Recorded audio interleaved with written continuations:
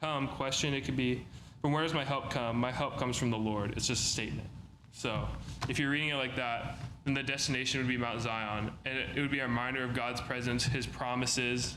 Kind of similar in Psalm 125. There's a pretty well-known song, as the mountains surround Jerusalem, so the Lord surrounds his people. I feel like most of us probably know that.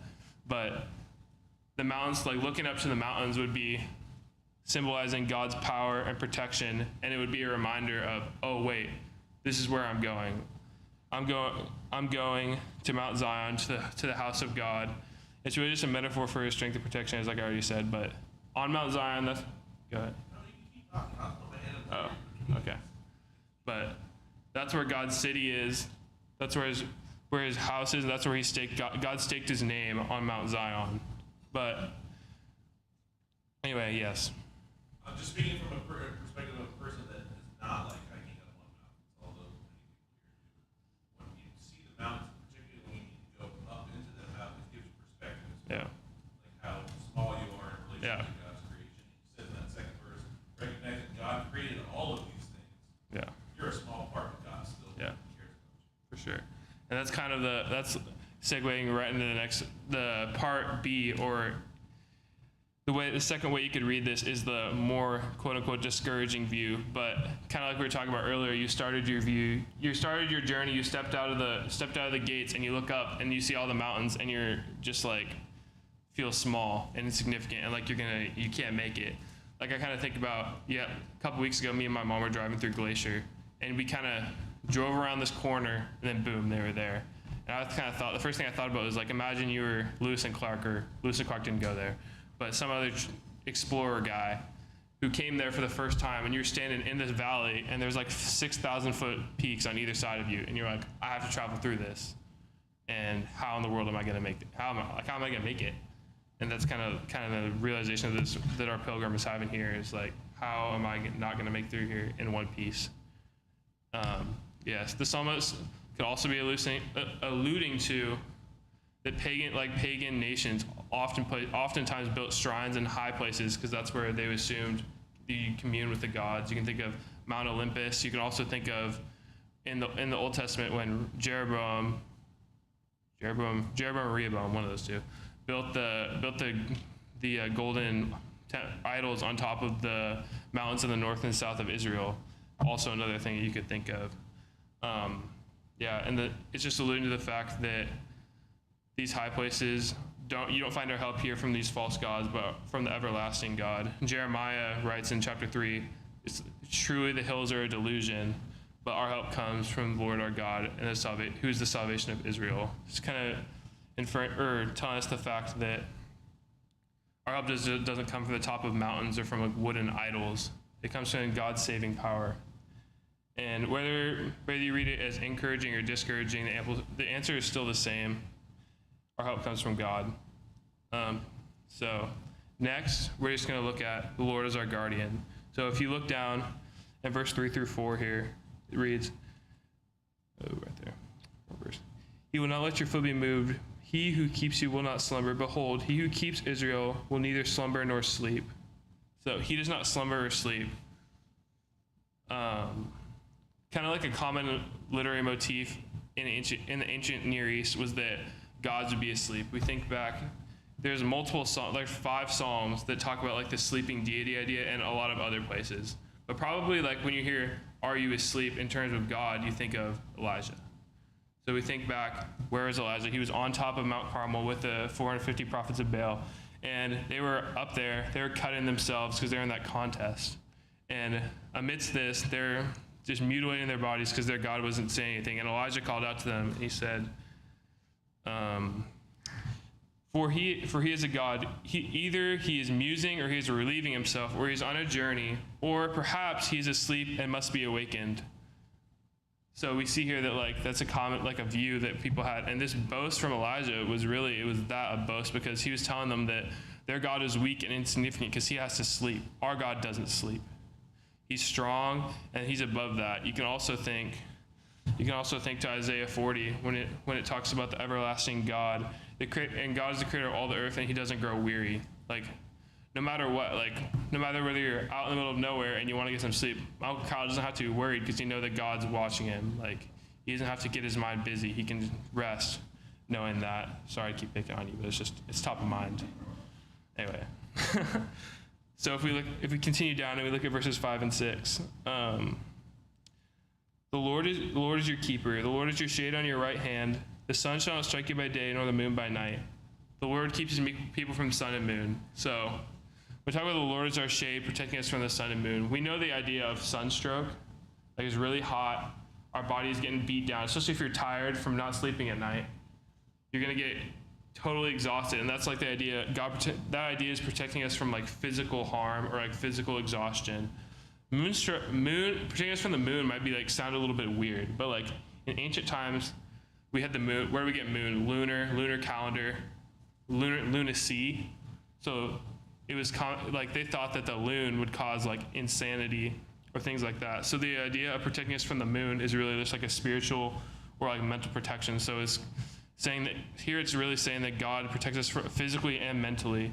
And also when it says shade in verse 5, that idea of shade is used like a couple different times throughout the Psalms, and it's really talking about like the shade like under a bird's wings. So like God kind of taking you under his wing and protecting you from the sun and moon is kind of what's being talked about there. And just coming back, like we already talked about the hard journey, whether it's like going up a mountain pass and you hate hiking, or it's like whatever. Like usually if you're hiking, especially on a ridge, like that's the easiest place to walk, but you're getting dead sun the entire day, and they didn't have sunscreen back then. Like they're gonna get roasted, like getting blisters all over them. Like it would be horrible. But here we have God protecting us from the elements and protecting us from other things. Yeah. Oh, when you're talking about shade, it makes me think about Jonah as well. Yeah, for sure. Shade that he got from the plant grew dear to him and was taken away. And he could see the value, especially in that temperate area where you could find shade, is comfort. And outside of that is lots of discomfort. And so God is really our comfort. He's right at our right hand. And it's always at our right hand, and not at a spot, not like an oasis or a single spot, but he's continually with us. Yeah. Ms. Chaz? I'm just thinking, like you were talking about, the sun not smiting you by day and the moon by night. And then he goes on to say, the Lord protects you from evil. And this whole thing is about protection. Something happens when the sun goes down, like you've already alluded to, Kyle, and it gets dark. Our confidence and our comfort level suffers. We're not our best at night. We don't see the best. We can't orient ourselves as well. And so just another reason when we're vulnerable that God's saying, I got you. Yep. Like, yes, you're not going to suffer from any damage from the sun, but at night, I've got you. Further, he says, I'm watching, I'm holding your foot. Your foot will be steady. Yeah. And so that's what I think of too. When I think of the moon, it's just that time when we're vulnerable and we don't have to be. There's another psalm, it's like the first one that talks about, one or two that talks about you can go to sleep at night and rest and be at rest. Like you were saying. For sure. So we'll talk about it later, but it's like that idea of being the good shepherd and keeping us and guarding us. Yeah, for sure. And so as we know, God historically was Israel's help. He delivered them from Egypt. He brought them out of the wilderness. He brought them out of exile. Like God was always the one that like got Israel out of a hard spot. But like this psalm is not kind of like going where I think she was going a little bit, is this song is not fulfilled until God came and dwelt among us in Jesus. So the ultimate fulfillment of this didn't happen until Jesus tabernacled among us. He dwelt among us. In John 1:14, the Word became flesh and dwelt among us. And Jesus is that true help that we needed. And also we see even when Jesus was here, he was doing these same things that we've been talking about, keeping, protecting for all the people in Israel. In Mark chapter 8, we read about the feeding of the 4,000. And there it talks about Jesus not wanting, he'd been preaching for 3 days, and they've been going for 3 days straight. And he said he didn't want to send them home because he was worried that they would drop on the way back and that they would end up in the wilderness with sunstroke. Oh man, crazy reference there. But but keeping them from that physical harm. And So he obviously works that miracle. He keeps them, protects them, and he takes care of those physical needs like it talked about here in the psalm. And then he embodies that keeper that never slumbers and always like looks out for the people and keeps in mind what's best for them. So now we're going to flip over to Psalm 23. So I think that there's a ton of similarities between Psalm 121 and Psalm 123. And Psalm 23, it's like the most well-known psalm in the entire book. So yeah, we're gonna be over there for a minute, so you can flip there if you want. But both of these psalms are journey psalms. If we look at verse 8 or verse 6 of Psalm 23, we read, "Surely goodness and mercy shall follow me all the days of my life, and I shall dwell in the house of the Lord forever." So it's kind of the same end goal here. We're going to the house of God, whether it be in Psalm 121 or Psalm 23. We're going the same place. And Psalm 23, we go through the green pastures and the valley of the shadow of death, and he leads us by those righteous paths, kind of like Ms. Ches was talking about, like in Psalm 121, where he's keeping our foot from stumbling. He leads us down the good path, and we don't have to fear evil, because like even if we were to go on a little bit of a more sketchy path, we know that we're not going to slip because Jesus has our back. He keeps him. And also we see here also Jesus is the good shepherd. And like, what does the good shepherd do? We already talked about it. He feeds the sheep. He leads them to a good place. And at the end of the day, he protects them. He knows them by name, and he lays down his life for them.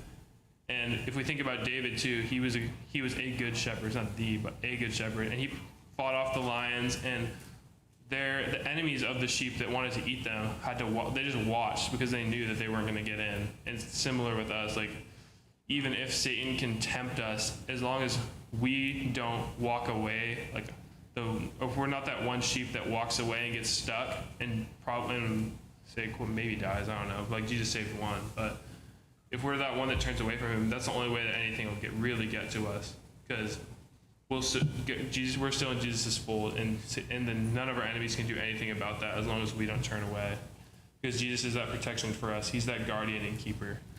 So I want to read here Psalm 24. We're going to read this entire one.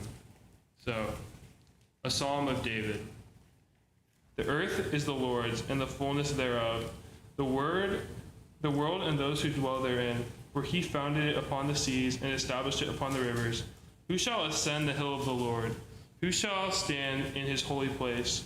He who has clean hands and a pure heart, who does not lift up his soul to what is false, and does not swear deceitfully. He will receive blessings from the Lord, and righteousness from the God of his salvation. Such is the generation of those who seek him, who seek the face of the God of Jacob." So here we read, right here we see, like, I'm sure you saw why we read this. Who shall ascend the hill of the Lord? We've been talking about Psalm 121 is our source text for today, and we also talk about Psalm 23. They're journey psalms. That we're leaving Meshach and Kedar, aka far away from God's place, and we're journeying back to God to try to ascend the mountain of the Lord to get to God's dwelling place, which is now accessible to us through Jesus. And it wasn't before then. But you're kind of reading through here, and in here it says, let me see here, "Does not lift up his soul to what is false, and does not swear deceitfully." I had the NIV pulled up in this, and it reads, "Who does not trust the one who has clean hands and a pure heart, who does not trust an idol or swear by a false god." So, first off, we're just going to, false god or idol can mean a lot of different things in today's day and age, but we're just going to say, okay, check mark, I did that. I haven't lifted up my heart to any other god. But I don't know about you guys, but pure hands and a clean heart, I do not got that. Like, I think, like Romans 3:23, we've all sinned and fallen short. And so we know that none of us are making the cut when it comes to that. But luckily, that's only half the chapter. So in verse 7, "Lift up your head, O gates, and be lifted up, O ancient doors, that the King of glory may come in." Who is the King of glory? The Lord, strong and mighty, the Lord mighty in battle. "Lift up your head, O gates, and lift them up, O ancient doors, that the King of glory may come in." Who is the King of glory? The Lord of hosts. He is the King of glory. So we're all trying to climb the hill. We're trying to make it to the top of that we might get to God's holy house and be with him, like in heaven, the metaphorical heaven. That's where we're all going, or trying to go. but we can't make it. We don't have holy hands. We don't have clean hands or a pure heart. But luckily, someone else does. And we strive to ascend, but we fail. So we need a king. And in Psalms 121, we need the Lord. So it's not that we can't do anything, right? Like all over the Bible, we see the parable of the talents. There's multiple different places. Like we're not like the Calvinists. Like the Calvinists believe that if we do anything, we're taking glory away from God and his saving power. Like that's not true. But there is something we can do, and that's seek God, choose God, turn to God, and like invite him into our lives. Bowden and I went to a study on Monday, and one of the things that the guy who was leading it talked about was how big is your Jesus?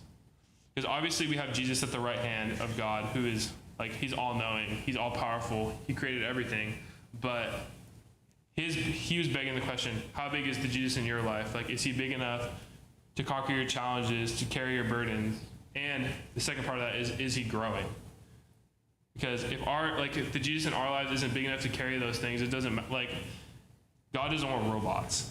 Like, he wants people to invite him into their lives, and so that he can change and carry us. Like, his yoke is easy and his burden is light, but he's not going to put that yoke on you without you accepting it first. And we can't achieve victory alone. Like, there's things we can do, like but the one thing we can't is defeat Satan. So I can't climb the mountain on my own. I need a king who's going to go before me, and someone that I can just grab onto him and he can just haul me up the mountain. Because in Hebrews we know Jesus is the author and finisher. So John 1 we know Jesus was there in the beginning.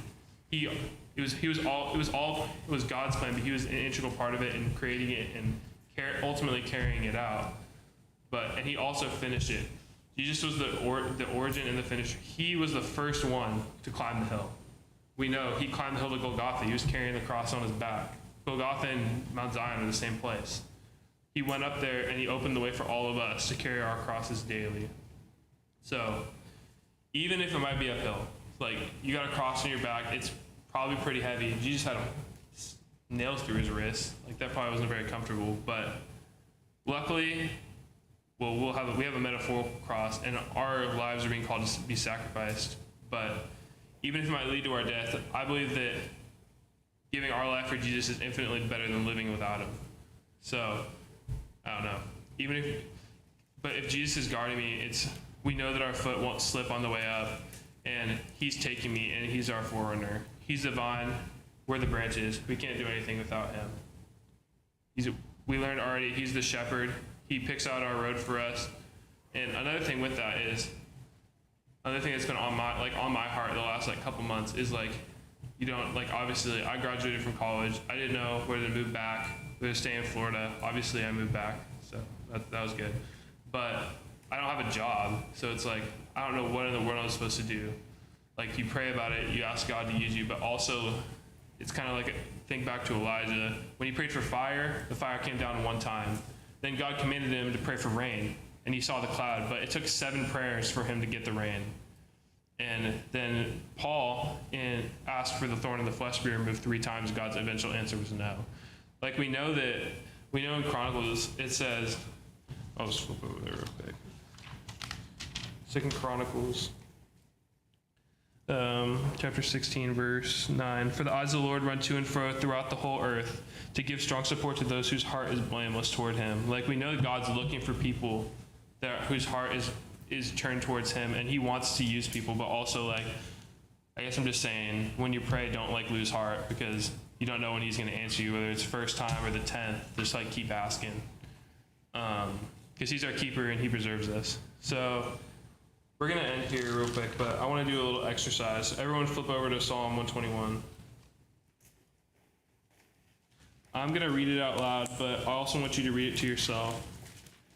And we're going to replace all the yous with me, and we're going to place Lord with Jesus, even though they're the same thing. And then we're going to place Israel with your name. I've done this with 1 Corinthians 13. I think it's a pretty powerful exercise to kind of bring the word into yourself. So assume we're all there. I lift up my eyes to the hills. From where does my help come? My help comes from Jesus, who made the heavens and earth. He will not let my foot be moved. He who keeps me will not slumber. Behold, he who keeps Grant will neither slumber nor sleep. Jesus is my keeper. Jesus is my shade on my right hand. The sun shall not strike me by day, or the moon by night. The Lord will keep me from all evil. He will keep my life. The Lord will keep my going out and my coming in from this time and forevermore. So I just think that it's like this psalm's like sounds like a powerful one to read, especially like when we're going through like our hard times, or just to remember like when we're in a valley, like a metaphorical valley in our lives, to like look up and see, like remember where we're going. If you ever need a good song, Narrow Way, Praise You in the Storm. It references this psalm. It's really good. Anyway, questions, comments? I like the end of the psalm. I mean, it kind of gives you hope that even in spite of the challenges, like you're saying, in spite of the challenges you have, I like the idea of you're going in and coming out. No matter what you're doing, God is with you. And not only is God with you now, but he'll be with you on to the end. For sure. And that's, for people that, we all struggle. We're all humans. You look at even examples in the Bible of every human, they all have their struggles. I mean, Jesus had his struggles. And yet, God, when we have confidence in God, gives perspective to the struggles, and we know that, like you were saying, the valley that we might be in is a temporary situation, and that God is with us. For sure. All right. Is that it? I think so. Awesome. So that's it for me. I assume we'll have a couple songs in a little bit, and that'll wrap us up.